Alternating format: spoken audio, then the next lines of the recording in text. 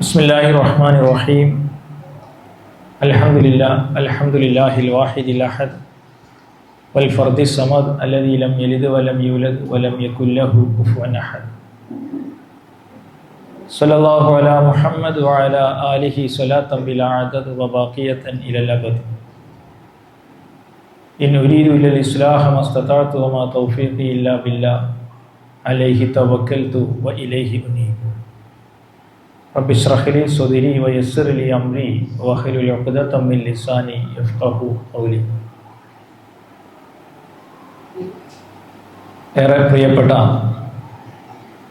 സഹോദരന്മാരെ, സുഹൃത്തുക്കളെ, അസ്സലാമു അലൈക്കും വറഹ്മത്തുള്ളാഹി വബറകാതുഹു. അള്ളാഹുവിൻ്റെ ദീനിൻ്റെ മാർഗത്തിലുള്ള ഏതാനും മിനിറ്റുകൾ നീണ്ടു നിൽക്കുന്ന ഒരു കൂടിയിരുത്തം എന്നുള്ള നിലക്ക് അല്ലാഹു സുബ്ഹാനഹു വ തആല നമ്മുടെ ഈ സദസ്സിനെ, ഈ സംസാരത്തെ, കേൾവിയെ പ്രത്യേകമായി അനുഗ്രഹിക്കുമാറാവട്ടെ. നാളെ ആഖിറത്തിൽ നമുക്കെല്ലാവരോരുത്തർക്കും അതിനുള്ള പ്രതിഫലവും പടച്ച റബ്ബ് നൽകുമാറാവട്ടെ. നേരത്തെ ഇവിടെ സൂചിപ്പിച്ചതുപോലെ മൂസാ നബി അലൈഹിസ്സലാമുമായി ബന്ധപ്പെട്ട ചില കാര്യങ്ങളാണ് നിങ്ങളുടെ എൻ്റെ ശ്രദ്ധയിലേക്ക് കൊണ്ടുവരാൻ ആഗ്രഹിക്കുന്നത്. വിമോചകനായ മൂസാ നബി അലൈഹിസ്സലാം എന്നാണ് ഇന്നത്തെ ഈ പഠന പരിപാടിക്ക് നൽകിയിരിക്കുന്ന തലക്കെട്ട് എന്ന് നിങ്ങൾക്കറിയാവുന്നതാണ്. അല്ലാഹു സുബ്ഹാനഹു വ തആല വിശുദ്ധ ഖുർആനിൽ 25 നബിമാരെയാണ് പേരെടുത്ത് പരിചയപ്പെടുത്തിയിരിക്കുന്നത്. 1,24,000 അതിനുമപ്പുറം ഒക്കെ നബിമാരെ, പ്രവാചകന്മാരെ അല്ലാഹു സുബ്ഹാനഹു വ തആല ഭൂമിയിലേക്ക് അയച്ചിട്ടുണ്ട് എന്ന് നമ്മൾ പല ഭാഗങ്ങളിൽ നിന്നും കേട്ടതാണ്. വിശുദ്ധ ഖുർആൻ നബിമാരെ പരാമർശിക്കുകയും അവരുടെ ചരിത്രവും അവരുടെ പ്രവർത്തനങ്ങളും വിശദീകരിക്കുകയും ചെയ്യുന്നത് ഒരുപക്ഷെ പ്രവാചകന്മാരുടെ സംബന്ധിച്ചുള്ള ഈ പഠന സഹവാസത്തിൻ്റെ തുടക്കത്തിൽ തന്നെ നിങ്ങൾ കേട്ടിട്ടുണ്ടായിരിക്കും. ഓരോ വിശ്വാസിക്കും, മുസ്ലിമിനും, വിശ്വാസി സമൂഹത്തിനും, മുസ്ലിം സമുദായത്തിനും പാഠം ഉൾക്കൊള്ളുകയും മാതൃകയാക്കുകയും ചെയ്യേണ്ട ഏറ്റവും ഒന്നാമത്തെ വിഭാഗമാണ് നബിമാർ, പ്രവാചകന്മാർ എന്നതുകൊണ്ടാണ്. വിശ്വാസി സമൂഹം പ്രവാചകൻ മുഹമ്മദ് മുസ്തഫ സല്ലല്ലാഹു അലൈഹി വസല്ലമയുടെ കാലഘട്ടത്തിന് ശേഷം മുന്നോട്ട് പോയിക്കൊണ്ടിരിക്കുമ്പോൾ അവരുടെ വ്യക്തി ജീവിതത്തിലായിരുന്നാലും അവരുടെ സാമൂഹ്യ ജീവിതത്തിലായിരുന്നാലും ഏത് പരിതസ്ഥിതികളിലൂടെ അവർ കടന്നുപോയാലും ഈ പ്രവാചകന്മാരുടെ ജീവിതാനുഭവങ്ങളിലേക്ക് തിരിഞ്ഞു നോക്കിയാൽ അവർക്ക് യഥാർത്ഥ ദിശ കിട്ടും എന്നുള്ളതാണ്. ഈ 25 പ്രവാചകന്മാരെയും നമ്മൾ എടുത്ത് പരിശോധിച്ച് നോക്കുമ്പോൾ 3 വിഭാഗമായിട്ട് അവരെ നമുക്ക് തിരിക്കുവാൻ സാധിക്കും എന്നോ. അതിലൊരു വിഭാഗം ഒരു മുസ്ലിം പോലും ഇല്ലാത്ത നാട്ടിലേക്ക്, സമൂഹത്തിലേക്ക് അല്ലാഹു സുബ്ഹാനഹു വ തആല നിയോഗിക്കപ്പെട്ട പ്രവാചകന്മാരാണ്. അവരവിടെ വന്ന് പ്രവാചകത്വം പ്രഖ്യാപിക്കുമ്പോൾ, ആ സമൂഹത്തെ അഭിമുഖീകരിക്കുമ്പോൾ ഒരാൾ പോലും ആ സമൂഹത്തിൽ ഇസ്ലാമിനെ കുറിച്ചോ മുസ്ലിമിനെ കുറിച്ചോ അറിയുന്ന ആളുകൾ ഉണ്ടായിരുന്നില്ല. നൂഹ് നബി അലൈഹിസ്സലാം, ഹൂദ് നബി അലൈഹിസ്സലാം, സാലിഹ് നബി അലൈഹിസ്സലാം, ലൂത്ത് നബി അലൈഹിസ്സലാം തുടങ്ങിയ പ്രവാചകന്മാർ ആ കൂട്ടത്തിൽപ്പെട്ടതാണ്. അവരെ സംബന്ധിച്ചിടത്തോളം അള്ളാഹു സുബ്ഹാനഹു വ തആല അവരെ ഏൽപ്പിച്ചിരുന്ന ഉത്തരവാദിത്തം, ദൗത്യം എന്നുള്ളത് അള്ളാഹുവിനെ പരിചയപ്പെടുത്തുകയും അള്ളാഹുവിന് കീഴ്വണങ്ങി ജീവിക്കുന്നതിലേക്ക് അവരെ ക്ഷണിക്കുകയും അതാണ് അവരുടെ ഇഹലോകത്തിൻ്റെയും പരലോകത്തിൻ്റെയും ജീവിതത്തിൻ്റെ മാർഗം എന്നവരെ ബോധ്യപ്പെടുത്തുകയും ആ മാർഗത്തിലേക്ക് അവരെ ക്ഷണിക്കുകയും ചെയ്യുക, അഥവാ ഇസ്ലാമിക പ്രബോധനം, ദഅവത്ത് എന്ന് പറയുന്ന ഉത്തരവാദിത്തമായിരുന്നു, ദൗത്യമായിരുന്നു ആ പ്രവാചകന്മാരെ അവർ ഏൽപ്പിച്ചിട്ടുണ്ടായിരുന്നത്, അള്ളാഹു സുബ്ഹാനഹു വ തആല ഏൽപ്പിച്ചിട്ടുണ്ടായിരുന്നത്. വേറൊരു വിഭാഗം നബിമാർ അവർ മുസ്ലിം സമുദായത്തിലേക്കു തന്നെ വന്ന ആളുകളായിരുന്നു. അവരാഗതരാകുന്ന സന്ദർഭത്തിൽ അവിടെ അള്ളാഹുവിനെയും അള്ളാഹുവിൻ്റെ ദീനിനെയും അംഗീകരിക്കുന്ന ഒരു വിഭാഗം നിലവിലുണ്ടായിരുന്നു. ആ വിഭാഗത്തെ കൂടുതൽ സംസ്കരിക്കുകയും യഥാർത്ഥത്തിൽ ദീനിന്റെ ചിട്ടക്കനുസരിച്ച് അവരെ വളർത്തിയെടുക്കുകയും അവർക്ക് നേതൃത്വം നൽകുകയും ചെയ്യുക എന്ന ഉത്തരവാദിത്തമായിരുന്നു ആ പ്രവാചകന്മാർക്ക് നിർവഹിക്കാനുണ്ടായിരുന്നത്. ദാവൂദ് നബി അലൈഹിസ്സലാം, അതുപോലെ തന്നെ സുലൈമാൻ നബി അലൈഹിസ്സലാം എന്നിവരൊക്കെ ആ കൂട്ടത്തിൽപ്പെട്ട പ്രവാചകന്മാരാണ്. മൂന്നാമത്തെ ഒരു വിഭാഗം എന്നുള്ളത് അവര് പ്രവാചകന്മാരായി നിയോഗിക്കപ്പെടുന്ന സന്ദർഭത്തിൽ ഒരു പരമ്പരാഗത ഒരു മുസ്ലിം സമൂഹം അവിടെ ജീവിച്ചിരിക്കുന്നുണ്ടായിരുന്നു. അവർ ഏറെ കാലമായി ആ പ്രദേശത്ത് ജീവിച്ചു കൊണ്ടിരിക്കുന്ന ആളുകളാണ്. അതേസമയം അവരെ അടക്കി ഭരിച്ചുകൊണ്ടിരിക്കുന്ന മേലാളന്മാരായ ഒരു വിഭാഗവും അവിടെ ഉണ്ടായിരുന്നു. ആ പാരമ്പര്യ മുസ്ലിം സമൂഹം എന്ന് പറയുന്നത് അവർ ഇസ്ലാമിന്റെ ആളുകളാണ് എന്നൊക്കെ അവകാശപ്പെടുമെങ്കിലും യഥാർത്ഥ ഇസ്ലാമിൽ നിന്നും പല കാലങ്ങളിൽ പല സ്വഭാവത്തിൽ അകന്നുപോയ ആളുകളായിരുന്നു. ഒരുപക്ഷെ ഈ 25 പ്രവാചകന്മാരിൽ മൂസാ നബി അലൈഹിസ്സലാമിനെ മാത്രമേ ആ ഒരു സ്വഭാവത്തിൽ നമുക്ക് കാണുവാൻ സാധിക്കുകയുള്ളൂ. മൂസാ നബി അലൈഹിസ്സലാം ഈജിപ്തിലേക്ക് അദ്ദേഹത്തെ പ്രവാചകനായി നിയോഗിക്കുന്ന സന്ദർഭത്തിൽ മൂസാ നബി അലൈഹി സ്വലാമിന്റെ ചരിത്രം പല സ്വഭാവത്തിൽ വിശദമായിട്ട് നമുക്കറിയാവുന്നതാണ്. പല സ്ഥലങ്ങളിൽ നിന്നായി നമ്മളത് കേൾക്കുകയും മനസ്സിലാക്കുകയും ചെയ്തതാണ്. അപ്പൊ അതിൻ്റെ കഥയുടെ വിശദീകരണത്തിലേക്ക് ഞാൻ വരുന്നില്ല. വിശുദ്ധ ഖുർആനിൽ ഏതാണ്ട് ഏറ്റവും അധികം തവണ പേര് പറഞ്ഞ പ്രവാചകനാണ് മൂസാ നബി അലൈഹിസ്സലാം, 136 തവണ. അതേപോലെ ഏറ്റവും അധികം പേര് പരാമർശിക്കപ്പെട്ട മറ്റൊരാള് അദ്ദേഹത്തിന്റെ എതിർപക്ഷത്ത് നിലനിന്നിരുന്ന ഫിർഔനാണ്, 74 പ്രാവശ്യം. മൂസാ നബി അലൈഹി സ്വലാം ഈജിപ്തിലേക്ക് വരുന്ന സന്ദർഭത്തിൽ അന്നത്തെ മുസ്ലിം സമൂഹം അറിയപ്പെട്ടിരുന്നത് ബനി ഇസ്രായേൽ സമൂഹം എന്നായിരുന്നു. യാക്കൂബ് നബി അലൈഹി സ്വലാമിന്റെ മറ്റൊരു പേരാണ് ഇസ്രായേൽ. അപ്പൊ ബനി ഇസ്രായേൽ എന്ന് പറഞ്ഞാൽ ഇസ്രായേലി സന്താന പരമ്പരകൾ, അല്ലെങ്കിൽ ഇസ്രായേലി സമൂഹം, സമുദായം. ഇബ്രാഹിം നബി അലൈഹി സ്വലാമിന്റെ മകൻ ഇസ്ഹാഖ് നബി അലൈഹിസ്സലാം, ഇസ്ഹാഖ് നബി അലൈഹിസ്സലാമിന്റെ മകൻ യാക്കൂബ് നബി അലൈഹിസ്സലാം, അദ്ദേഹത്തിന്റെ സന്താന പരമ്പരകളായ പരമ്പരാഗതമായി ജീവിച്ചു കൊണ്ടിരിക്കുന്ന മുസ്ലിം സമൂഹമാണ് ബനി ഇസ്രായേൽ സമൂഹം എന്ന് അറിയപ്പെടുന്നത്. അവരാണ് ഈജിപ്തിൽ ജീവിച്ചിരുന്നത്. അതേസമയം അവിടുത്തെ ഭരണാധികാരികൾ ഫറോവ ഭരണകൂടമായിരുന്നു. ആ ഭരണകൂടത്തിന്റെ അല്ലെങ്കിൽ രാജവംശത്തിന്റെ പേരാണ് ഫറോവ എന്നുള്ളത്. അവിടുത്തെ മേലാള വിഭാഗം, അല്ലെങ്കിൽ നമ്മുടെ ഇന്നത്തെ ഭാഷയിൽ പറഞ്ഞാൽ അവിടുത്തെ അധീശത്വ വിഭാഗം, സവർണ വിഭാഗം എന്ന് പറയുന്നത് അവിടുത്തെ കിബുത്തികളായിരുന്നു, കോപ്റ്റിക് വംശജരായ ആളുകളായിരുന്നു. അവരുടെ വംശീയവാദത്തിലും അവരാണ് യഥാർത്ഥ മനുഷ്യർ, മറ്റുള്ളവരൊന്നും മനുഷ്യരല്ല, മറ്റുള്ളവരൊക്കെ ഞങ്ങളുടെ അടിമകളായി ജീവിക്കാൻ അർഹരായ ഈ രാജ്യത്ത് ജീവിച്ചു കൊണ്ടിരിക്കുമ്പോൾ അവർ ഞങ്ങളുടെ അടിമകളായി ജീവിക്കുകയും ഞങ്ങൾക്ക് തൊഴിലെടുക്കുകയും ഞങ്ങൾക്ക് വേണ്ടി അധ്വാനിക്കുകയും ഞങ്ങൾക്ക് വേണ്ടി പെടാപാട് ചെയ്യുകയും ചെയ്യേണ്ട അടിമകളായി ജീവിക്കേണ്ട ആളുകളാണ് ബനി ഇസ്രായേൽ സമൂഹം എന്ന് വിചാരിച്ചിരുന്ന ആളുകളായിരുന്നു ഫറോവ ഭരണകൂടവും അതുപോലെ തന്നെ കിബുത്തികളും. ആ ഇസ്രായേൽ സമൂഹത്തിന്റെ ചരിത്രത്തെ സംബന്ധിച്ച് നമുക്കറിയാം. ആ ഒരു സമൂഹത്തിലേക്കാണ് മൂസാ നബി അലൈഹിസ്സലാം കടന്നു വരുന്നത്. അപ്പൊ അദ്ദേഹത്തെ സംബന്ധിച്ചിടത്തോളം കിബുത്തികളായ അല്ലെങ്കിൽ കോപ്റ്റിക് വംശജരായ ആളുകളെ സംബന്ധിച്ച്, അതുപോലെ തന്നെ ഫറോവൻ ഭരണകൂടത്തെ അള്ളാഹുവിന്റെ ദീനിനെ കുറിച്ച് അവരെ പഠിപ്പിക്കേണ്ടതുണ്ട്.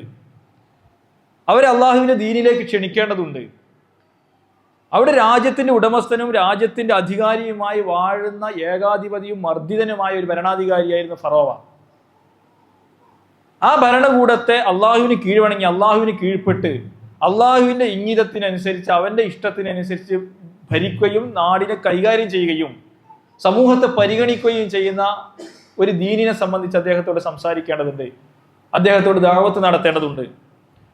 അതുപോലെ തന്നെ കിബ്തി വംശീയത, അവിടുത്തെ ആധിപത്യം വാണിരുന്ന ആ സമൂഹത്തെയും അവർക്ക് അള്ളാഹുവിന്റെ ദീനിലേക്ക് ക്ഷണിക്കേണ്ടതായിട്ടുണ്ട്. അങ്ങനെ ദഅവത്ത് എന്ന് പറയുന്ന ആളുകളെ ഇസ്ലാം എന്താണ് എന്ന് പറഞ്ഞു കൊടുത്തിട്ട് അള്ളാഹുവിന്റെ സ്ഥാനത്തെയും അള്ളാഹുവിന്റെ അധികാരത്തെ സംബന്ധിച്ചും മനുഷ്യന്റെ പരിമിതികളെ സംബന്ധിച്ചും ഒക്കെ പറഞ്ഞു കൊടുത്തിട്ട് അവരെ ഇസ്ലാമിലേക്ക് ക്ഷണിക്കുക എന്ന് പറയുന്ന ഒരു ഉത്തരവാദിത്വം, ഇസ്ലാമിന്റെ വാഹകരാക്കി അവരെ മാറ്റിയെടുക്കുക എന്ന ഒരു ഉത്തരവാദിത്വം അവർക്ക് നിർവഹിക്കുവാനുണ്ട്. മറ്റൊന്ന് ബനി ഇസ്രായേൽ സമൂഹമാണ്. ബനി ഇസ്രായേൽ സമൂഹത്തെ സംബന്ധിച്ച് ഞാൻ നേരത്തെ സൂചിപ്പിച്ചതുപോലെ അവര് മുസ്ലിം സമൂഹമായിരുന്നു, ഒരു സമുദായമായിരുന്നു അവർ. പക്ഷെ കിബ്തി സമൂഹത്തിന്റെ ഇടയിൽ ജീവിച്ചിട്ട് അവർ പല നിലക്കും ദീനിൽ നിന്ന് അകന്നു പോയിട്ടുണ്ടായിരുന്നു. ഒരുപാട് അന്ധവിശ്വാസങ്ങളും അനാചാരങ്ങളും ഒക്കെ അവരിൽ കൊടികുത്തി വാണിട്ടുണ്ടായിരുന്നു. അങ്ങനെ പതിതരായി, മർദ്ദിതരായ, തല എഴുന്നേറ്റ് ഒന്ന് നിവർത്തി നിൽക്കുവാൻ പോലും സാധിക്കാത്ത വിധത്തിലായിരുന്നു അവരുടെ ജീവിതം ഉണ്ടായിരുന്നത്. അപ്പൊ അവരെ ഒരേ സമയം യഥാർത്ഥ ഇസ്ലാമിന്റെ വക്താക്കളായി സംസ്കരിച്ചെടുക്കുക, അതോടൊപ്പം തന്നെ ഫറോവൻ കിബ്തി വംശീയതയിൽ നിന്ന് അവരെ വിമോചിപ്പിച്ചെടുക്കുക എന്ന് പറയുന്ന ദൗത്യവും മൂസാ നബി അലൈഹി ഇസ്ലാമിന് നിർവഹിക്കാനുണ്ടായിരുന്നു. അപ്പൊ മൂസാ നബി അലൈഹി ഇസ്ലാമിന് നിർവഹിക്കാനുണ്ടായിരുന്ന ദൗത്യം ഒന്ന് ഫറോവൻ ഭരണകൂടത്തെയും കിബ്തി സമൂഹത്തെയും ഇസ്ലാമിനെ കുറിച്ച് പറയുകയും അള്ളാഹുവിനെ കുറിച്ച് പറയുകയും അതിലേക്ക് ക്ഷണിക്കുകയും ചെയ്യുക എന്ന് പറയുന്ന ഇസ്ലാമിക പ്രബോധനം എന്ന് പറയുന്ന ഒരു ദൗത്യം നിർവഹിക്കാനുണ്ടായിരുന്നു. രണ്ടാമത്തേത് ബനി ഇസ്രായേൽ സമൂഹത്തെ യഥാർത്ഥ ഇസ്ലാമിന്റെ വക്താക്കളാക്കി മാറ്റിയെടുക്കുക എന്ന ദൗത്യം, അവരെ സംസ്കരിച്ചെടുക്കുക എന്ന് പറയുന്ന ദൗത്യം നിർവഹിക്കാനുണ്ടായിരുന്നു. മൂന്നാമതായി അവരുടെ വിമോചനം എന്ന് പറയുന്ന ഒരു ദൗത്യവും നിർവഹിക്കുവാനുണ്ടായിരുന്നു എന്ന് നമുക്ക് കാണാവുന്നതാണ്. നമ്മളിങ്ങനെ വിശുദ്ധ ഖുർആനും അല്ലെങ്കിൽ മൂസാ നബി അലൈഹി സ്വലാമയുടെയും ചരിത്രത്തിലൂടെ കടന്നു പോകുമ്പോൾ നമ്മളെ സംബന്ധിച്ചിടത്തോളം ഏറ്റവും കൗതുകകരമായ അല്ലെങ്കിൽ ഏറ്റവും പ്രധാനപ്പെട്ട ഒരു കാര്യം എന്ന് പറയുന്നത് ഏറെക്കുറെ നമ്മുടേതുപോലുള്ള ഒരു ജീവിതാവസ്ഥയിൽ ജീവിക്കുന്ന ഒരു സമൂഹമായിരുന്നു ബനി ഇസ്രായേൽ സമൂഹം എന്ന് നമുക്ക് കാണാൻ സാധിക്കും. ഒരു ഭരണകൂടമുണ്ട്, ആ ഭരണകൂടം വംശീയതയിൽ അധിഷ്ഠിതമാണ്. മുസ്ലിം സമൂഹത്തെ അവർ എല്ലാ നിലക്കും എല്ലാ അധികാര കേന്ദ്രങ്ങളിൽ നിന്നും അവർ മാറ്റി നിർത്തിയിരിക്കുന്നു. എല്ലാവിധ പീഡന പർവ്വങ്ങളും അവരുടെ മേൽ ഏൽപ്പിച്ചുകൊണ്ടിരിക്കുന്നു. എല്ലാവിധ ആരോപണങ്ങളും അവർക്ക് നേരെ വന്നുകൊണ്ടിരിക്കുന്നു. അങ്ങനെയുള്ള ഒരു സമൂഹമായിരുന്നു ബനി ഇസ്രായേൽ സമൂഹം എന്ന് പറയുന്നത്. അപ്പൊ ആ ഒരു സമൂഹത്തിലേക്ക് വന്ന പ്രവാചകൻ മൂസാ നബി അലൈഹിസ്സലാം എന്ത് ദൗത്യമാണോ നിർവഹിക്കേണ്ടത് അതുതന്നെയാണ് ഇന്ത്യയിലെ ഇസ്ലാമിക സമൂഹത്തെ സംബന്ധിച്ചിടത്തോളം നിർവഹിക്കുവാനുള്ളത് എന്ന് നമുക്ക് കാണുവാൻ സാധിക്കും. അപ്പൊ ആ മൂന്ന് ദൗത്യം, പ്രബോധനം, സംസ്കരണം, വിമോചനം എന്ന് പറയുന്ന മൂന്ന് ദൗത്യം നിർവഹിക്കാൻ ആവശ്യമായ അറിവും കഴിവും കരുത്തുമുള്ള ഒരു വ്യക്തിത്വമാക്കി പ്രവാചകത്വത്തിന് മുമ്പ് തന്നെ മൂസാ നബി അലൈഹി ഇസ്ലാമിനെ വളർത്തിയെടുത്തതായിട്ട് നമുക്ക് കാണാൻ സാധിക്കും. കഥയിലേക്ക് ഞാൻ വരുന്നില്ല. പെട്ടിയിലൂടെ ഒഴുകുന്നു, കൊട്ടാരത്തിലെത്തുന്നു, പിന്നീട് ഒരുപാട് കാലം കൊട്ടാരത്തിലാണ് വളരുന്നത്. കൊട്ടാരത്തിൽ വളരുക എന്ന് പറയുന്നത് യാദൃശ്ചികമായി എത്തിപ്പെടുന്നതല്ല, മറിച്ച് അള്ളാഹുവിന്റെ തീരുമാനപ്രകാരമാണ് ആ കൊട്ടാരത്തിൽ വളരാൻ തീരുമാനിക്കപ്പെടുന്നത്. എന്ന് പറഞ്ഞാൽ ഒരു ഫറോവ ഭരണകൂടത്തെ ഭാവിയിൽ പ്രബോധനം ചെയ്യുവാൻ ആവശ്യമായ, ഇസ്രായേൽ സമൂഹത്തിന് വിമോചനത്തിന് നേതൃപരമായ പങ്ക് വഹിക്കാൻ ആവശ്യമായ ഒരു വ്യക്തിത്വമായിട്ട് അദ്ദേഹം വളർന്നു വരേണ്ടതുണ്ടായിരുന്നു. അതുകൊണ്ട് ആ ഫറോവ ഭരണകൂടത്തിന്റെ അധികാരത്തിന്റെ ഇടനാഴികകളിൽ എങ്ങനെയാണ് കാര്യങ്ങൾ നടന്നുകൊണ്ടിരിക്കുന്നത്, എങ്ങനെയാണ് ഭരണക്രമങ്ങൾ മുന്നോട്ട് പോയിക്കൊണ്ടിരിക്കുന്നത് എന്ന് മനസ്സിലാക്കുകയും അതിനകത്ത് ജീവിച്ചുകൊണ്ട് അതിനുള്ള യോഗ്യതകൾ നേടിയെടുക്കുകയും ചെയ്യുക എന്ന ഉദ്ദേശത്തോടു കൂടിയാണ് അള്ളാഹു സുബ്ഹാനഹു വ തആല അദ്ദേഹത്തെ കൊട്ടാരത്തിൽ വളർത്തുന്നത് എന്ന് നമുക്ക് കാണുവാൻ സാധിക്കും. അങ്ങനെ അദ്ദേഹം അവിടെ രാജകുടുംബത്തിന്റെ ഒരാളായിട്ടാണ് വളരുന്നത്, ദത്തുപുത്രനാണെങ്കിൽ കൂടി. അപ്പൊ ആ കൊട്ടാരത്തിനകത്ത്, ആ രാജഭരണത്തിനകത്ത്, ആ രാജഭരണത്തിൽപ്പെട്ട ആളുകൾക്ക് എന്തെന്തെല്ലാം കഴിവുകളും അറിവുകളും സങ്കേതങ്ങളുമാണോ പഠിപ്പിച്ചിട്ടുള്ളത്, ആ അറിവുകളും കഴിവുകളും സങ്കേതങ്ങളും എല്ലാം തന്നെ മൂസാ നബി അലൈഹി സ്വലാമിനെയും പഠിപ്പിച്ചിട്ടുണ്ടായിരുന്നു എന്ന് ചരിത്രം നമുക്ക് കാണാൻ സാധിക്കും. അപ്പൊ ആ അർത്ഥത്തിൽ കഴിവുണ്ടായിരുന്ന ഒരാളായിരുന്നു എന്ന് മാത്രമല്ല അദ്ദേഹം കൊട്ടാരത്തിലെ ഒരാള് എന്നുള്ള നിലക്ക് അതേസമയം ബനി ഇസ്രായേൽ സമൂഹത്തിൽ ജനിച്ച ആളുമാണല്ലോ. ആ ബനി ഇസ്രായേൽ സമൂഹത്തുമായിട്ടുള്ള അദ്ദേഹത്തിന് നല്ല അടുപ്പവും ഉണ്ടായിരുന്നു. ചരിത്രത്തിൽ പറയുന്ന ജുഷൻ എന്ന് പറയുന്ന ഒരു പ്രദേശത്ത് അവിടെ ബനി ഇസ്രായേൽ സമൂഹം തിങ്ങിപ്പാർത്തിരുന്ന ആളുകളായിരുന്നു. അതിലൂടെ അദ്ദേഹം ദിവസവും വൈകുന്നേരം നടക്കുമായിരുന്നു. അങ്ങനെ നടക്കുന്നതുകൊണ്ട് എന്താണ് ബനി ഇസ്രായേൽ സമൂഹത്തിലെ ആളുകൾ അനുഭവിച്ചു കൊണ്ടിരിക്കുന്നത്, എങ്ങനെയാണ് കിബുത്തികളും ഫറോവൻ ഭരണകൂടവും അവരെ അടിച്ചമർത്തിക്കൊണ്ടിരിക്കുന്നത്, എത്രമേൽ അവരെ ഉപദ്രവിച്ചു കൊണ്ടിരിക്കുന്നു, മർദ്ദിച്ചു കൊണ്ടിരിക്കുന്നു എന്ന് അദ്ദേഹത്തിന് കാണാൻ സാധിക്കുമായിരുന്നു. എന്ന് മാത്രമല്ല, ഒരു ഒഴിവുമില്ലാതെ കിബുത്തി സമൂഹവും ഫറോവയും ബനി ഇസ്രായേലെ കൊണ്ട് പണിയെടുപ്പിക്കുകയായിരുന്നു. ഏത് പണി? വലിയ മല്ലിക്കെട്ട് ആവശ്യമുള്ള, വലിയ ശാരീരിക അധ്വാനം ആവശ്യമുള്ള പണി അവരെ കൊണ്ട് ഒരു വിശ്രമവുമില്ലാതെ എടുപ്പിച്ചുകൊണ്ടിരിക്കുകയായിരുന്നു. അങ്ങനെ മൂസാ നബി അലൈഹി സ്വലാമിന്റെ ഇടപെടലോട് കൂടി ഒരു വീക്കിലി ഓഫ്, ആഴ്ചയിൽ ഒരു ദിവസം അവധി എന്ന് ബനി ഇസ്രായേൽ സമൂഹത്തിന് അനുവദിച്ചു കൊടുക്കാൻ വരെ ഫറോവൻ ഭരണകൂടത്തിൽ സ്വാധീനം മൂസാ നബി അലൈഹി സ്വലാമക്ക് ഉണ്ടായിരുന്നു ഇത് ചരിത്രത്തിൽ നമുക്ക് കാണാൻ സാധിക്കും. അപ്പൊ ഞാൻ പറഞ്ഞു വരുന്നത് എന്താണ് എന്ന് ചോദിച്ചാൽ, മൂസാ നബി അലൈഹി സ്വലാം അവിടെ ഒരു ദത്തുപുത്രനായി വളർന്നൊരു പാവം കുട്ടിയല്ല, മറിച്ച് അധികാരം കൈയാളുകയും ഫറോവൻ ഭരണകൂടത്തിലെ എതിരിട്ട് നിൽക്കുവാൻ കഴിയുകയും ചെയ്യുന്ന വിധത്തിൽ കഴിവുകൾ വളർത്തിയെടുത്തിട്ടുള്ള ഒരു വ്യക്തിത്വമായിരുന്നു മൂസാ നബി അലൈഹി സ്വലാം. സ്വാഭാവികമായും അങ്ങനെ കൊട്ടാരത്തിൽ വളർന്ന ഒരാൾക്ക് നമ്മുടെ ഭാഷയിൽ പറഞ്ഞ ഒരു മധ്യവർഗ ജീവിത ശൈലിയായിരിക്കും ഉണ്ടായിരിക്കുക. അതൊരു പ്രവാചകത്വത്തിന് അല്ലെങ്കിൽ അദ്ദേഹത്തെ ഏൽപ്പിച്ചിരിക്കുന്ന ദൗത്യം നിർവഹിക്കുന്നിടത്ത് ഒരുപക്ഷെ ഒരു വലിയങ്ങുതടിയാവാനുള്ള സാധ്യതയുണ്ട്. അതുകൊണ്ട് അള്ളാഹു സുബ്ഹാനഹു വ തആല അദ്ദേഹത്തെ എങ്ങോട്ട് കൊണ്ടുപോകുന്നുണ്ട്? ഏതാണ് 8 വർഷത്തോളം അദ്ദേഹം മരുഭൂമിയിൽ ആട് മേച്ച് നടക്കുന്നുണ്ട്. ആ കഥ നമുക്കറിയാവുന്നതാണ്. മദിയനിൽ അദ്ദേഹത്തിന്റെ വിവാഹത്തിന് ശേഷം മഹ്റായി നിശ്ചയിച്ചുകൊണ്ട് ആ സമയത്ത് ക്ഷമയുടെയും സ്ഥൈര്യത്തിന്റെയും സാധാരണമായ ജീവിതം അദ്ദേഹം പഠിക്കുന്നുണ്ട്. എല്ലാ പ്രവാചകന്മാരും ആടിനെ മേച്ചിരുന്നു എന്ന് നമുക്ക് ചരിത്രത്തിൽ കാണാൻ സാധിക്കും. കാരണം ഒരു പച്ചയായ മനുഷ്യന്റെ ജീവിതം എന്താണ് എന്ന് പഠിക്കുവാൻ ഏറ്റവും പറ്റിയ തൊഴിലാണ് അത് എന്നാണ്. അപ്പൊ ആ അർത്ഥത്തിൽ ഒരു സാധാരണക്കാരനായ ജീവിതം, അയാളുടെ വികാരങ്ങൾ, അയാളുടെ സന്തോഷങ്ങൾ, അദ്ദേഹത്തിന്റെ ആഹ്ലാദങ്ങൾ, സന്ത്രാസങ്ങൾ, ഇതൊക്കെ അതിലൂടെ മനസ്സിലാക്കുവാൻ സാധിച്ചു. അതേസമയം എങ്ങനെയാണ് അധികാരത്തിന്റെ ഇടനാഴികകളിൽ കാര്യങ്ങൾ നടക്കുന്നത് എന്നതിനെ സംബന്ധിച്ചുള്ള വിവരവും അദ്ദേഹത്തിനുണ്ടായിരുന്നു. അങ്ങനെ ആ എല്ലാ യോഗ്യതകളോടും കൂടിയാണ് അള്ളാഹു സുബ്ഹാനഹു വ തആല അദ്ദേഹത്തെ പ്രവാചകനായി നിശ്ചയിക്കുന്നത് എന്ന് നമുക്ക് കാണാൻ സാധിക്കും. ഞാൻ നേരത്തെ സൂചിപ്പിച്ചു, ഫറോവൻ ഭരണകൂടം എന്നുള്ളത് ഒരു വംശീയ ഭരണകൂടമായിരുന്നു. ഫറോവ എന്ന് പറഞ്ഞ ഒരാളുടെ പേരല്ല, ഒരു വിഭാഗത്തിന്റെ പേരാണ്. സൂര്യദേവന്റെ പ്രതിനിധികളാണ്. സൂര്യനായിരുന്നു അന്ന് ഏറ്റവും വലിയ ദൈവമായി അവർ ആരാധിച്ചിരുന്നത്. സൂര്യന്റെ പ്രതിനിധികളാണ്, ഒരു പ്രതിനിധിയാണ് അവിടുത്തെ ഫറോവ ഭരണകൂടം അല്ലെങ്കിൽ ഫറോവ രാജാവ് എന്ന് പറയുന്നത് എന്നായിരുന്നു അവരുടെ അടുത്തുണ്ടായിരുന്ന ധാരണ. അതുകൊണ്ട് എന്തെല്ലാം കാര്യങ്ങളാണോ രാജാവ് പറയുന്നത്, ആ രാജാവ് പറയുന്ന കാര്യങ്ങളൊക്കെയും ദൈവം പറയുന്നത് പോലെ ആളുകൾ അനുസരിക്കുകയും ചെയ്തിരുന്നു. വനാദാ ഫിറഔന ഫീ ഖൗമിഹി ഖാല യാ ഖൗമി അലൈസ ലീ മുൽകി മിസ്ർ വഹാദിഹിൽ അൻഹാറു തജ്രി മിൻ തഹ്തിഹാ അഫലാ തുബ്സിറൂൻ. ഫറോവ ആളുകളോട് ചോദിക്കുന്നത്, നിങ്ങൾ കാണുന്നില്ല ഈ മിസ്റിന്റെ, ഈജിപ്തിന്റെ ഭരണം, ഇതിന്റെ ആധിപത്യം എന്ന് പറയുന്നത് എനിക്കല്ലേ? ഇവിടെ ആറുകൾ ഒഴുകുന്നത് എൻ്റെ കീഴിലല്ലേ? നിങ്ങളിത് കാണുന്നില്ലേ എന്ന് അദ്ദേഹം ചോദിക്കുന്നുണ്ട്. എന്ന് പറഞ്ഞാൽ അത്രമേൽ പരമാധികാരമുള്ള, ഒരാളും എതിരെ നിന്ന് ചോദിക്കുവാൻ ധൈര്യമില്ലാത്ത, അത്രമേൽ അധികാരം കൈപ്പിടിയിലൊതുക്കിയ ഒരു വ്യക്തിയായിരുന്നു, അല്ലെങ്കിൽ ഭരണാധികാരിയായിരുന്നു, ഒരു സ്വേച്ഛാധിപതിയായിരുന്നു, ഒരു മർദ്ദകനായിരുന്നു ഫറോവ അല്ലെങ്കിൽ ഫറോവ ഭരണകൂടം എന്ന് വിശുദ്ധ ഖുർആൻ പറയുന്നു. ഇദ്ഹബ് ഇലാ ഫിറഔന ഇന്നഹു തഗാ, അദ്ദേഹം അക്രമിയാണ് എന്ന്, അഥവാ ക്രമം തെറ്റിച്ച, ഭൂമിയിൽ അള്ളാഹു സുബ്ഹാനഹു വ തആല നിർണയിച്ചിട്ടുള്ള ക്രമം തെറ്റിച്ച അക്രമിയാണ് എന്ന് വിശുദ്ധ ഖുർആൻ തന്നെ പറയുന്നുണ്ട്. ഇദ്ഹബ് ഇലാ ഫിറഔന ഇന്നഹു തഗാ, താങ്കൾ ഫറോവയുടെ അടുത്തിലേക്ക് പോവുക, അദ്ദേഹം അതിക്രമിയായിരിക്കുന്നു അല്ലെങ്കിൽ ധിക്കാരം പ്രവർത്തിച്ചിരിക്കുന്നു എന്ന് വിശുദ്ധ ഖുർആൻ തന്നെ പറയുന്നു. അപ്പൊ അത്രമേൽ അധികാരങ്ങളുള്ള അദ്ദേഹത്തിനെതിരെ ഒരു ഇലയനക്കം പോലും ആ രാജ്യത്ത് നിന്ന് ആ സന്ദർഭത്തിൽ ഉണ്ടായിരുന്നില്ല. ഇതൊരു വശത്ത്. മറുവശത്ത് ഞാൻ നേരത്തെ സൂചിപ്പിച്ച പോലെ കിബുത്തികളുടെ വംശീയതയും സവർണ ബോധവും, ആ കിബുത്തികൾ എന്ന് പറയുന്നത് തന്നെ ഒരു ഒറ്റ വിഭാഗമല്ല, അവർ തന്നെ നമ്മുടെ ഇവിടുത്തെയുള്ള ജാതി വ്യവസ്ഥ പോലെ പല തട്ടുകളായി തിരിക്കപ്പെട്ട ആളുകൾ, ഓരോ ജാതിക്കും ഓരോ ദൈവം, അതുപോലെ തന്നെ ഓരോ അമ്പലങ്ങൾ, ഓരോ ക്ഷേത്രങ്ങൾ, ഇങ്ങനെയൊക്കെ ഉണ്ടായിരുന്നു. യാദൃശ്ചികം എന്ന് പറയട്ടെ, ഈ കിബുത്തി വംശീയം പൊതുവെ പശു ആരാധകരുമായ ആളുകളായിരുന്നു. ഞാൻ അതുകൊണ്ടാണ് പറഞ്ഞത്, ഞാൻ എല്ലാം നമ്മുടെ സാഹചര്യവുമായി തട്ടിച്ച് നമുക്ക് പറയുവാൻ നമുക്ക് സമയമുണ്ടായിരിക്കില്ല.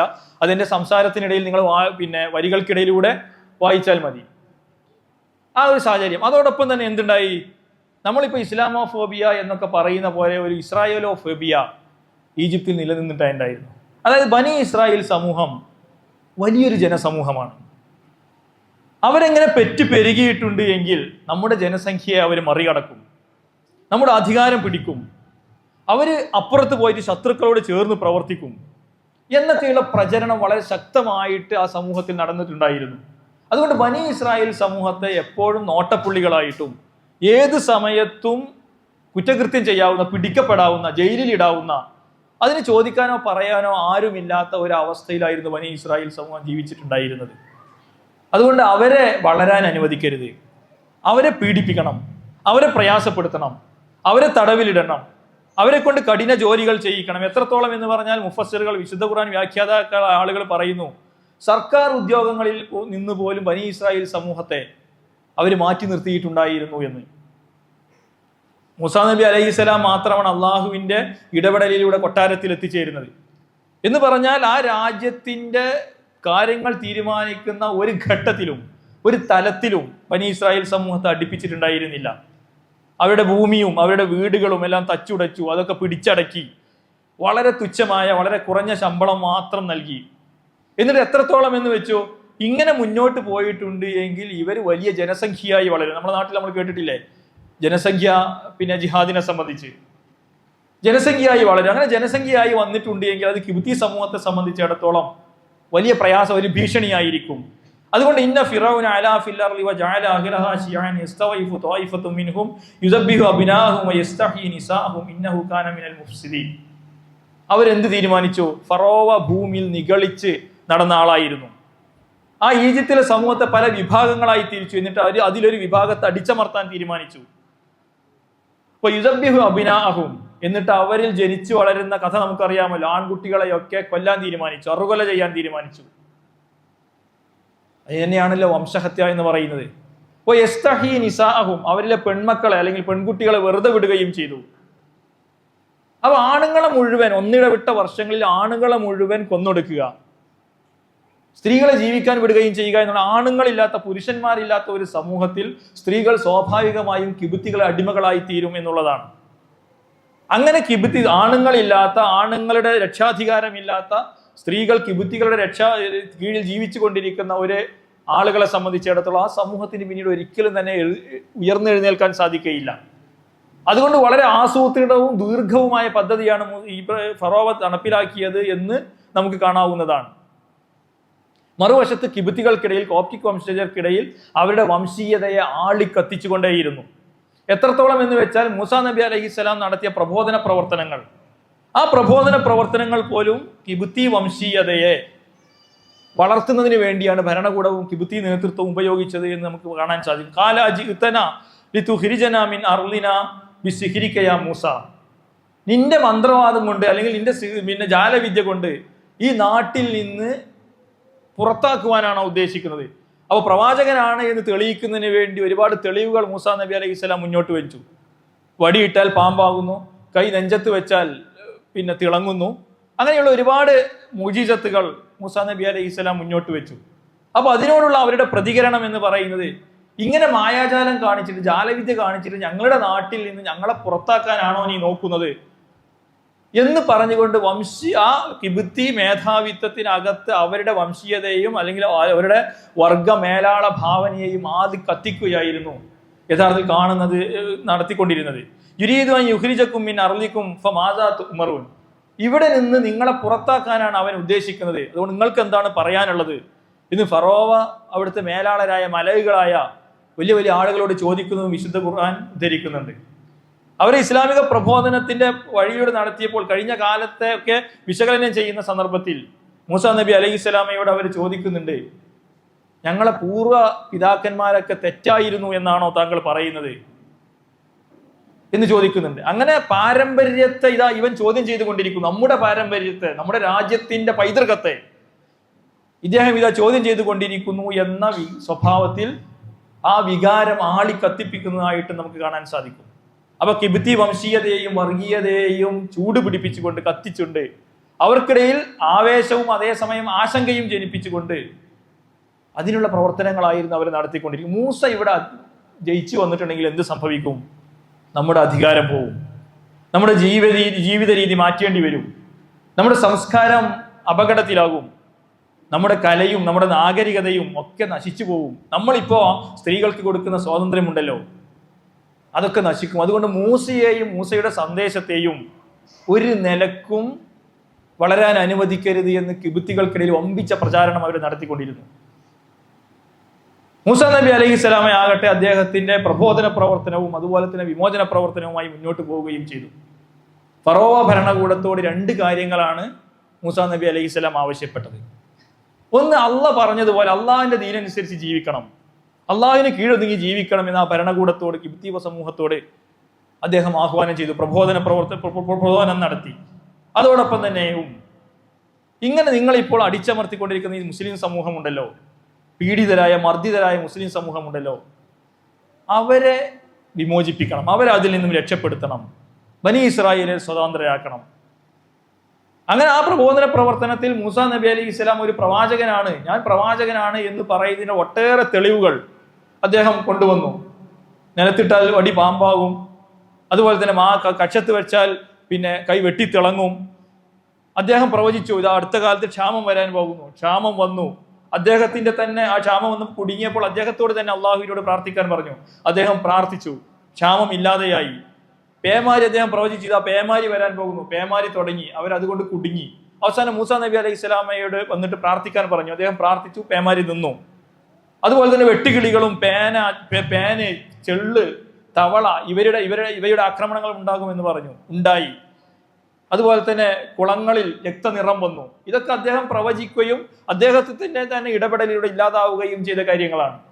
ഇങ്ങനെയൊക്കെ തെളിവുകൾ വെച്ചതിന് ശേഷവും അവര് പ്രവാചകൻ മുഹമ്മദ് മൂസ നബി അലൈഹി ഇസ്ലാമിനെയോ അള്ളാഹുവിന്റെ ദീനിനെയോ അംഗീകരിക്കുവാൻ തയ്യാറായില്ല. ഫലമ്മാ ജാഅത്തുഹും ആയാതിനാ മുബ്സിറ ഖാലു ഹാദാ സിഹ്റും മുബീൻ. വളരെ വ്യക്തമായി ആർക്കും മനസ്സിലാക്കാവുന്ന തെളിവുകൾ വന്നിട്ടും അവര് പറഞ്ഞത് ഇത് വെറും ജാലവിദ്യയാവുന്നു എന്നാണ്. വജഹദൂ ബിഹാ വസ്തൈഖനത്ഹാ അൻഫുസഹും ഉലുവൻ ഫൻദുർ കൈഫ കാന ആഖിബത്തുൽ മുഫ്സിദീൻ. അവരുടെ അക്രമം കാരണം, അവരുടെ ധിക്കാരം കാരണം അവരതിനോട് തർക്കിച്ച് നിൽക്കുകയാണ് ചെയ്തത്. പിന്നീട് എന്താണ് അവർക്ക് സംഭവിച്ചത് എന്ന് നിങ്ങൾ കാണുന്നുണ്ടല്ലോ എന്ന് വിശുദ്ധ ഖുർആൻ പറയുന്നതായിട്ട് നമുക്ക് കാണാൻ സാധിക്കും. അപ്പൊ ഇസ്രായേൽ സമൂഹത്തെ വിമോചിപ്പിക്കണം എന്നതോടൊപ്പം തന്നെ തന്റെ പ്രാഥമികവും ഏറ്റവും പ്രധാനപ്പെട്ടതുമായ ദൗത്യമായി മൂസ നബി അലൈഹി സ്വലാം സ്വീകരിച്ചത് ഇസ്ലാമിക പ്രബോധനം, ഇസ്ലാമിലേക്ക് ആളുകളെ ക്ഷണിക്കുക എന്നുള്ളതാണ്. അത് ഫറോവ എന്ന് പറയുന്ന കിബ്തി എന്ന് പറയുന്ന ആ സമൂഹത്തിനോടുള്ള ഏതെങ്കിലും സ്വഭാവത്തിലുള്ള എതിരിടലായിരുന്നില്ല. ഇവിടെ മുസ്ലിം സമൂഹത്തെ സംഘടിപ്പിച്ചിട്ട് അപ്പുറത്ത് കിബ്തി സമൂഹവും ഭരണകൂടവും നിൽക്കുക എന്നുള്ള അങ്ങോട്ടും ഇങ്ങോട്ടുമുള്ള എതിരിടലായിരുന്നില്ല അത്. മറിച്ച് അവരെ അള്ളാഹുവിന്റെ ദീനിലേക്ക് ക്ഷണിക്കുവാനുള്ള ആത്മാർത്ഥമായ കൊണ്ടുപിടിച്ച ശ്രമമായിരുന്നു മൂസ നബി അലൈഹിസ്സലാം നടത്തിയത് എന്ന് നമുക്ക് കാണാൻ സാധിക്കും. അതല്ലാതെ അത് കിബ്തികൾക്കെതിരായ കേവലമായ ഒരു സാമുദായികമായ ഒരു പോരാട്ടമോ ഒരു സമരമോ ഒക്കെ ആണ് എങ്കിൽ കിബ്തികൾ മൂസ നബി അലൈഹി സ്വലാമിനെ ഒരിക്കലും അംഗീകരിക്കുകയില്ലല്ലോ. ഒരു ഘട്ടത്തിൽ മൂസ നബി അലൈഹി സ്വലാമിനെ കൊല്ലാൻ ഫറോവൻ ഭരണകൂടം തീരുമാനിക്കുന്നുണ്ട്. അപ്പൊ ആരാണ് അതിനെ പ്രതിരോധിച്ചുകൊണ്ട് രംഗത്ത് വരുന്നത്? കൊട്ടാരത്തിൽ ജീവിച്ചു കൊണ്ടിരിക്കുന്ന കിബ്തിയായ വളരെ രഹസ്യമായി വിശ്വാസം കാത്തു സൂക്ഷിക്കുന്ന ഒരാളാണ് അതിനെ പ്രതിരോധിക്കുന്നതിന് വേണ്ടി ഫറോവയോട് വാഗ്വാദത്തിൽ ഏർപ്പെടുന്നത് എന്ന് നമുക്ക് കാണാൻ സാധിക്കും. അദ്ദേഹം ഒരു കിബ്തിയായിരുന്നു. അദ്ദേഹത്തിന് എന്താണ് ഈ പ്രബോധനം, എന്താണ് ഇസ്ലാം, എന്താണ് അള്ളാഹുവിന്റെ ദീൻ എന്ന് മനസ്സിലായി അദ്ദേഹം അതിലേക്ക് കടന്നു വന്നു. അദ്ദേഹം രഹസ്യമായി അത് സൂക്ഷിച്ചു വെച്ചിരിക്കുകയായിരുന്നു. എടുത്ത് പുറത്തേക്ക് എടുക്കേണ്ട സമയത്ത് അദ്ദേഹം അത് പുറത്തെടുക്കുകയും ചെയ്തു. ഫറോവയുടെ ഭാര്യ ഇസ്ലാം സ്വീകരിച്ചതായി വിശുദ്ധ ഖുർആൻ ഉദ്ധരിക്കുന്നുണ്ട്. മായാജാലക്കാരെ വന്നിട്ട് തോറ്റപ്പോൾ ഇസ്ലാം സ്വീകരിച്ചല്ലോ. ഇവരൊക്കെ കിബ്തികളായ ആളുകളായിരുന്നു. അപ്പൊ കിബ്തികളെ അദ്ദേഹം പ്രബോധന പ്രവർത്തനം എന്ന് പറഞ്ഞാൽ ആരാണ് ഈ മായാജാലക്കാർ? രാജ്യത്തിലെ ഏറ്റവും പ്രഗത്ഭരായ ആളുകളെ വിളിച്ചു കൂട്ടിയതാണ്. എന്നിട്ട് ഞങ്ങൾക്ക് നല്ല സമ്മാനങ്ങൾ നൽകൂലേ, ഞങ്ങൾ ഫറോവയുടെ അടുത്ത് തന്നെ ഇരിക്കാൻ സാധിക്കുന്ന ഉന്നത സ്ഥാനങ്ങൾ ഞങ്ങൾക്ക് നൽകൂലേ എന്നൊക്കെ പറഞ്ഞിട്ട് അതൊക്കെ ഏറ്റെടുത്തിട്ട് വന്ന ആളുകളാണ്. എന്നിട്ട് അവര് മത്സരത്തിൽ തോറ്റു കഴിഞ്ഞപ്പോൾ ആമന്നാ ബി മൂസ വ ഹാറൂൻ, ആമന്നാ ബി റബ്ബി മൂസ വ ഹാറൂൻ, മൂസായുടെയും ഹാറൂനിന്റെയും നാഥനിൽ ഞങ്ങൾ ഇതാ വിശ്വസിച്ചിരിക്കുന്നു എന്ന് പറഞ്ഞു. അപ്പൊ ഇപ്പൊ ഫറോവ ചോദിക്കുന്നത്, അതുവരെ ഒരു ചോദ്യവും ചെയ്യാതെ എന്താണോ പറഞ്ഞത് അതുപോലെ അനുസരിച്ചിരുന്ന അവർ വിശ്വാസം കൈകൊണ്ടതോടുകൂടി എന്ത് ചെയ്യുന്നുണ്ട്? ഫറോവ ചോദിക്കുന്നുണ്ട്, എൻ്റെ അനുവാദമില്ലാതെ നിങ്ങൾ വിശ്വസിക്കുകയോ? അങ്ങനെയെങ്കിൽ നിങ്ങളുടെ കൈകാലുകൾ ഞാൻ കൊത്തി നുറുക്കും, നിങ്ങളെ കുരിശിൽ കയറ്റും എന്ന് പറഞ്ഞപ്പോൾ, ഇവിടെ വിധിക്കാനേ നിനക്ക് സാധിക്കൂ, നാളെ പരലോകത്ത് വിധിക്കാൻ നിനക്കാവില്ലല്ലോ എന്ന് പറഞ്ഞ ആർജവത്തോടു കൂടി മറുപടി പറയുന്നത് നമുക്ക് കാണാൻ സാധിക്കും. അത് കിബ്തി സമൂഹത്തിൽപ്പെട്ട ആളുകളായിരുന്നു. അപ്പൊ ഇസ്ലാമിക പ്രബോധനം എന്ന് പറയുന്ന ഒരു ദൗത്യം അദ്ദേഹം നിർവഹിക്കുന്നുണ്ട്. മറ്റൊന്ന് വിമോചനമാണ്. ഇന്ന ഫിറഔന അലാ ഫിൽ അർളി വജഅല അഹ്ലഹാ ശിയഅൻ യസ്തളഇഫു തവായിഫത്തും മിൻഹും യദബ്ബിഹു അബ്നാഹും വയസ്തഹി നിസാഹും ഇന്നഹു കാന മിനൽ മുഫ്സിദീൻ. നമ്മൾ പറഞ്ഞു, വനുരീദു അൻ നമുന്ന അലല്ലദീന ഇസ്തളഇഫു ഫിൽ അർളി വനജഅലഹും അയിമ്മത്തൻ വനജഅലഹും മുൽ വാരിസീൻ. അങ്ങനെയൊക്കെ ആയിരിക്കെ തന്നെ അല്ലാഹ് ഉദ്ദേശിക്കുന്നത് എന്താണ്? ഇവിടെ ഈ ഭൂമിയിൽ, ഈ നാട്ടിൽ അടിച്ചമർത്തപ്പെട്ട ഒരു വിഭാഗം, അവരെ ആ നാടിന്റെ നേതാക്കളും അയിമ്മത്തൻ നേതാക്കളും അതുപോലെ തന്നെ അതിന്റെ അനന്തരാവകാശികളാക്കി മാറ്റുന്നതിന് വേണ്ടിയാണ് അല്ലാഹു സുബ്ഹാനഹു വ തആല പ്ലാൻ ചെയ്തിരിക്കുന്നത് എന്ന് ഫറോവ ഇങ്ങനെ അടക്കി ഭരിക്കുന്നു എന്ന് പറയുന്നതിന്റെ തൊട്ടു താഴെ വിശുദ്ധ ഖുർആൻ പറഞ്ഞു വെച്ചതായിട്ട് നമുക്ക് കാണാൻ സാധിക്കും. ആ ദൗത്യമാണ് മൂസാ നബി അലൈഹി സ്വലാമിന് നിർവഹിക്കാനുണ്ടായിരുന്ന ദൗത്യം.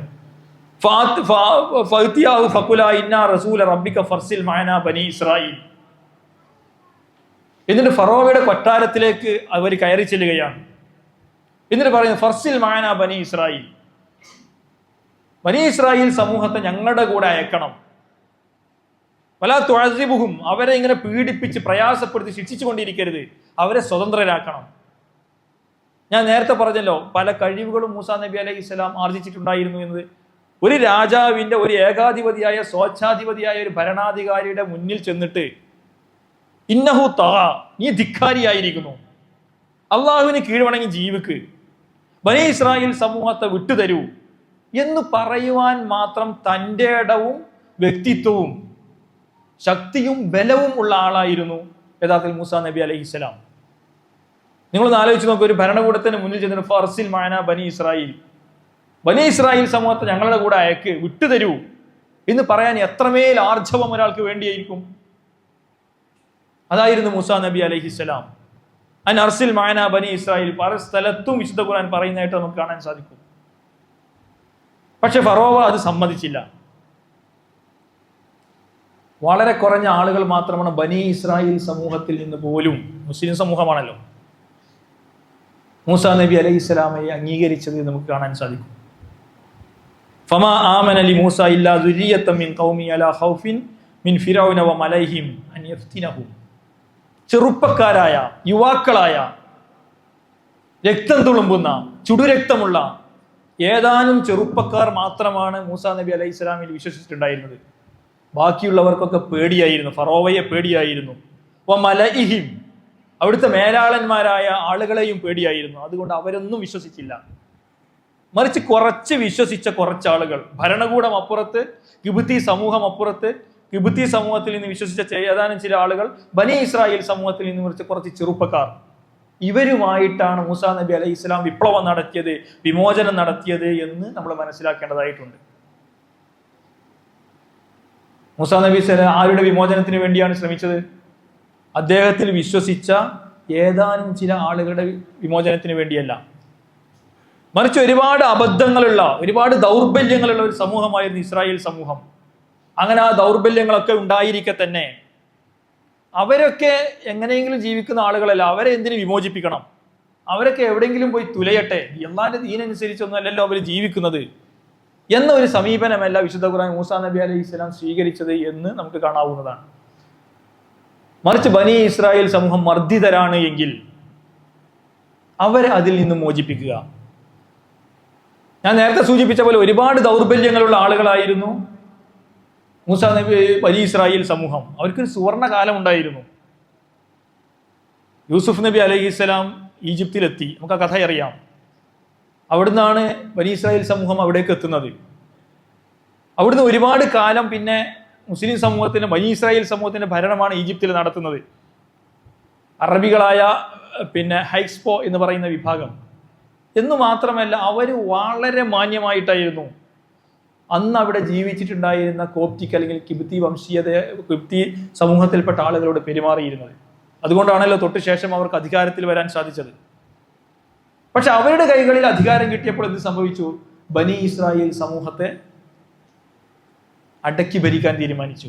ഞാൻ നേരത്തെ സൂചിപ്പിച്ചു, വരികൾക്കിടയിലൂടെ നിങ്ങൾ വായിക്കുന്നുണ്ടായിരിക്കും സമാനമായ ഒരു ചരിത്രം നമുക്ക് ഇന്ത്യയിലും കാണുവാൻ സാധിക്കും. മുസ്ലിങ്ങളുടെ സുവർണ കാലമായിരുന്നു മുഗൾ ഭരണകാലം എന്ന് പറയുന്നത്. ബ്രിട്ടീഷുകാർ വരുന്നതോടുകൂടിയാണ് അതില്ലാതെയാവുന്നത്. അതിനുശേഷമാണ് മുസ്ലിം സമൂഹത്തിന്, എന്ന് മാത്രമല്ല മുസ്ലിം സമൂഹത്തിൽ വളരെ കുറച്ച് ആളുകളെ മറ്റു നാടുകളിൽ നിന്ന് ഇവിടെ വന്നിട്ടുള്ള, ബാക്കിയുള്ള ആളുകളൊക്കെ ഇവിടെ നിന്ന് ഇസ്ലാം സ്വീകരിച്ച് ഇവിടുത്തുകാർ തന്നെയാണ്. പിന്നീടാണ് മുസ്ലിം സമൂഹത്തിന് അപജയം ആരംഭിക്കുന്നത്. പിന്നെ ആ സമൂഹത്തിനുണ്ടായിരുന്ന വിശ്വാസ ജീർണത, ബഹുദൈവാരാധകരാണ് എന്ന് പ്രത്യക്ഷത്തിൽ അവർ പറയുകയില്ലായിരുന്നെങ്കിലും അതിൻ്റെതായ ഒരുപാട് ചേരുവകൾ ആ ബനി ഇസ്രായേൽ സമൂഹത്തിനുണ്ടായിരുന്നു. അന്ധവിശ്വാസങ്ങൾ, മൂഢമായ വിശ്വാസങ്ങൾ, അനാചാരങ്ങൾ, ഏത് സമയവും തെന്നിപ്പോകാവുന്ന ദുർബലമായ വിശ്വാസികൾ.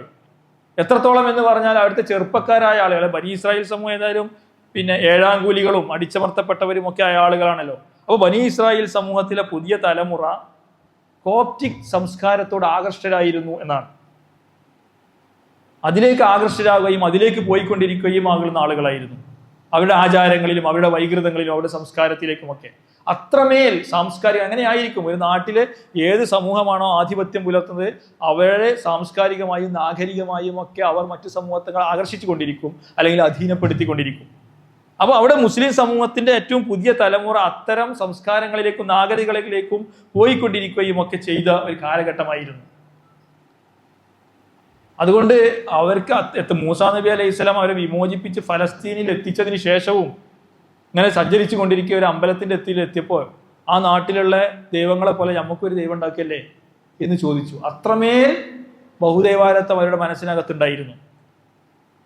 മൂസാ നബി ഒന്ന് മാറി എങ്ങോട്ടോ പോയപ്പോൾ ആരാധിക്കാൻ ഒരു പശുക്കുട്ടി അവരുണ്ടാക്കി കളഞ്ഞു. അത്രയും ദുർബലമായിരുന്നു അവർ വിമോചിപ്പിച്ചതിന് ശേഷവും അവരുടെ ഈമാൻ എന്ന് പറയുന്നത്, അവരുടെ ഇസ്ലാം എന്ന് പറയുന്നത്. അപ്പൊ അതിനു മുമ്പ് ഈജിപ്തിലെ അവസ്ഥ എന്തായിരുന്നു? പക്ഷെ ആ സമൂഹത്തെ മൊത്തത്തിൽ വിമോചിപ്പിക്കുക എന്ന് പറയുന്ന ദൗത്യമാണ് മൂസാ നബി അലൈഹി സ്വലാം ഏറ്റെടുത്തത്. അതുപോലെ തന്നെ ഭൗതികതയോടുള്ള പ്രമത്തതയും ആ സമൂഹത്തിന് വളരെ കൂടുതലായിരുന്നു, ആ മുസ്ലിം സമൂഹത്തിന് കൂടുതലായിരുന്നു. അതുകൊണ്ടാണ് ഇഷ്ടംപോലെ ഫ്രീ ആയിട്ട് മന്നയും സെൽവയും ഒക്കെ അങ്ങനെ കിട്ടിക്കൊണ്ടിരുന്നപ്പോൾ മൂസാ നബി ഞങ്ങൾക്കിത് പോരാ, ഇതിനേക്കാൾ നല്ല ഭക്ഷണം വേണം എന്ന് പറഞ്ഞത്. നമ്മൾ ഫലസ്തീനിലേക്ക് പ്രവേശിക്കാൻ നമ്മൾ പോയി അങ്ങോട്ട് പ്രവേശിക്കല്ലേ എന്ന് പറഞ്ഞപ്പോൾ അവിടെ വലിയ കൂട്ടരാണുള്ളത്, ഞങ്ങൾ അങ്ങോട്ടില്ലേ, ആണെങ്കിൽ നിന്റെ ദൈവവും പോയി യുദ്ധം ചെയ്തോ എന്ന് പറയുന്ന മരണഭയത്താലും ജീവിക്കാനുള്ള കൊതിയും കൊണ്ടായിരുന്നു, ജീവിതത്തോടുള്ള അങ്ങേയറ്റത്തെ ഭൗതികതയോടുള്ള ആസക്തി കൊണ്ടായിരുന്നു. അങ്ങനെയൊക്കെയുള്ള സമൂഹമായിരുന്നു വിമോചിപ്പിച്ചതിന് ശേഷം പോലും ബനി ഇസ്രായേൽ സമൂഹം. അപ്പൊ അതിന്റെ മുമ്പത്തെ അവസ്ഥയോ? അങ്ങനെ എല്ലാ പരിമിതികളും എല്ലാ ദൗർബല്യങ്ങളും ഒക്കെ ഉണ്ടായിരിക്കെ തന്നെ ആ സമുദായത്തെ വിമോചിപ്പിക്കുക എന്ന് പറയുന്ന ഉത്തരവാദിത്തമാണ് മൂസാ നബി അലൈഹിസ്സലാം നിർവഹിച്ചത് എന്ന് നമുക്ക് കാണുവാൻ സാധിക്കും. അപ്പൊ അങ്ങനെ അതെല്ലാം കൂടി വായിച്ചു കിട്ടുമ്പോൾ നമ്മുടേതുപോലുള്ളൊരു കാലം, പ്രത്യേകിച്ചും മുഹറത്തിൽ മൂസാ നബി അലൈഹി സ്വലാമെ അനുസ്മരിക്കുന്ന ഒരു കാലഘട്ടത്തിൽ നമുക്ക് നൽകുന്ന സന്ദേശം എന്താണ്? മൂസാ നബി അലൈഹി സ്വലാം നിർവഹിച്ച ഇസ്ലാമിക പ്രബോധനം എന്ന് പറയുന്ന ദൗത്യം നമുക്ക് നിർവഹിക്കാനുണ്ട്. ബഹുഭൂരിപക്ഷം വരുന്ന ഇസ്ലാമിനെ സംബന്ധിച്ച് അറിയാത്ത ആളുകളാണ് ഇവിടെ ജീവിച്ചു കൊണ്ടിരിക്കുന്നത്. അവർക്ക് ഇസ്ലാമിന്റെ സന്ദേശം എത്തിക്കുക എന്ന് പറയുന്ന, അവരെ ഇസ്ലാമിലേക്ക് ക്ഷണിക്കുക എന്ന് പറയുന്ന ഉത്തരവാദിത്വം നമുക്ക് നിർവഹിക്കാൻ അതിന് അധികം ആളുകളെ ഒന്നും കിട്ടുകയില്ല, കുറച്ച് ആളുകളെ അതിന് സന്നദ്ധമാവുകയുള്ളൂ. പക്ഷെ മുസ്ലിം സമൂഹത്തെ സംബന്ധിച്ചിടത്തോളം അവരുടെ ഉത്തരവാദിത്വം എന്ന് പറയുന്നത് അതാകുന്നു. അതേപോലെ തന്നെ ഇവിടെ ജീവിച്ചു കൊണ്ടിരിക്കുന്ന മുസ്ലിം സമൂഹം മാത്രമല്ല അതുപോലെയുള്ള അധസ്ഥിത പിന്നാക്ക വിഭാഗങ്ങളുണ്ട്. അവരുടെ സുരക്ഷിതത്വം, അവരുടെ അവകാശ പോരാട്ടം, അവർക്ക് വേണ്ടിയുള്ള സമരം, അവരുടെ ശാക്തീകരണം എന്നൊക്കെ പറയുന്നതും മൂസാ നബി അലൈഹി സ്വലാമിയുടെ ചരിത്രത്തിൽ നിന്ന് തന്നെ കണ്ടെടുത്തുകൊണ്ട് നമ്മുടെ ഉത്തരവാദിത്തമാണ് എന്ന് നമുക്ക് മനസ്സിലാക്കുവാൻ സാധിക്കും എന്നുള്ളതാണ്. അങ്ങനെ നമ്മൾ മുന്നോട്ട് പോകുന്നുവെങ്കിൽ അതോടൊപ്പം തന്നെ മുസ്ലിം സമൂഹത്തിന്റെ സംസ്കരണം, അതിലും ഒരുപാട് പണിയെടുത്തിട്ടുണ്ട് മൂസാ നബി അലൈഹി സ്വലാം. അദ്ദേഹം മൂസാ നബി അലൈഹി സ്വലാമിനോട് അള്ളാഹു പറയുന്നുണ്ട്, പിന്നെ നിസ്കാരം തുടങ്ങണം, നിസ്കരിക്കണം. അതേപോലെ തന്നെ സബുറോടുകൂടി, ക്ഷമയോടുകൂടി, സ്ഥൈര്യത്തോടുകൂടി, ഈമാനോടുകൂടി മുന്നോട്ട് പോകണം എന്ന് ബനി ഇസ്രായേൽ സമൂഹത്തോട് പറയുന്നുണ്ട്. ഫഅബ്ദുനി വഅഖിമിസ് സ്വലാത്ത ലിസിക്രി വഖീമുസ് സ്വലാത്ത എന്നൊക്കെ. പിന്നെ വഖാല മൂസാ യാ ഖൗമി ഇൻ കുൻതും ആമൻതും ബില്ലാഹി ഫഅലൈഹി തവക്കലു ഇൻ കുൻതും മുസ്ലിമീൻ. അള്ളാഹു, നിങ്ങൾ വിശ്വാസികളാണെങ്കിൽ അള്ളാഹുവിൽ ഭരമേൽപ്പിച്ചുകൊണ്ട് മുന്നോട്ട് പോവുക. അപ്പൊ ഏത് പ്രതിസന്ധി ഉണ്ടായാലും നിങ്ങൾക്ക് വിശ്വാസമുണ്ട് എങ്കിൽ, നിങ്ങൾക്ക് സബർ ഉണ്ട് എങ്കിൽ നിങ്ങൾക്ക് വിമോചനം സാധ്യമാണ്, നിങ്ങൾക്ക് വിജയം സാധ്യമാണ് എന്നാണ് മൂസാ നബി അലൈഹിസ്സലാം നൽകുന്ന സന്ദേശം എന്ന് പറയുന്നത്. അതിന് ഒരുപാട് ആളുകളെ കിട്ടിയിട്ടിറങ്ങാം എന്നൊന്നും തീരുമാനിക്കാൻ കഴിയില്ല. മൂസാ നബി അലൈഹിസ്സലാമിയുടെ കൂടെ മുസ്ലിം സമുദായത്തിൽ നിന്ന് കുറച്ച് ആളുകളെ ഉണ്ടായിട്ടുള്ളൂ, മറ്റു ഭാഗത്തിൽ നിന്നും കുറച്ചാളുകളെ ഉണ്ടായിട്ടുള്ളൂ. എന്നിട്ട് നിങ്ങൾ ഇതിന് തയ്യാറാണ് എങ്കിൽ ബാക്കി അള്ളാഹ് നിർണ്ണയിക്കും എന്നാണ് കടൽ പിളരും എന്നൊക്കെ പറയുന്നതിന്റെ അർത്ഥം. നിങ്ങൾ നിങ്ങളുടെ ദൗത്യം, ഉത്തരവാദിത്വം മനസ്സിലാക്കി അത് നിർവഹിക്കുവാൻ സന്നദ്ധമാണ്. നിങ്ങൾ എത്ര ദുർബലരാണെങ്കിലും സന്നദ്ധമാണെങ്കിൽ വിജയത്തിന്റെയും വിമോചനത്തിന്റെയും വഴി അള്ളാഹ് കാണിച്ചു തരും. അതിന് പക്ഷേ യോഗ്യത നമ്മൾ നേടിയെടുക്കണം എന്നുള്ളതാണ്. നമുക്കതിൽ വിശ്വാസം വേണം, ഈമാന് വേണം, സാങ്കേതിക മികവ് വേണം. സാങ്കേതിക മികവ് വേണം എന്നുകൊണ്ടാണ് ഞാൻ മൂസാ നബി അലൈഹി സ്വലാമിയുടെ കൊട്ടാരത്തെ ജീവിതത്തെ അനുസ്മരിച്ചത്. അതൊക്കെ ഒത്തുവരുമ്പോൾ അള്ളാഹു സുബ്ഹാനഹു വ തആല നമുക്കത് നൽകും എന്നുള്ളതാണ് മൂസാ നബി അലൈഹി സ്വലാമിയുടെ ജീവിതം നൽകുന്ന സന്ദേശം. വാഹിറു ദഅ്വാനാ അൽഹംദുലില്ലാഹി റബ്ബിൽ ആലമീൻ. അസ്സലാമു അലൈക്കും.